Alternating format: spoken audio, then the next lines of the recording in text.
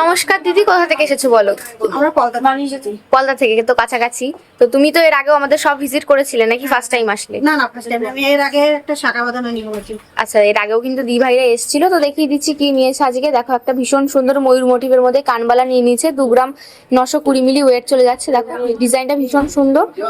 আর আজকে কিন্তু 65% কিন্তু ডিসকাউন্ট পেয়ে গেছে মেকিং এর উপর, 2754 টাকার মতো।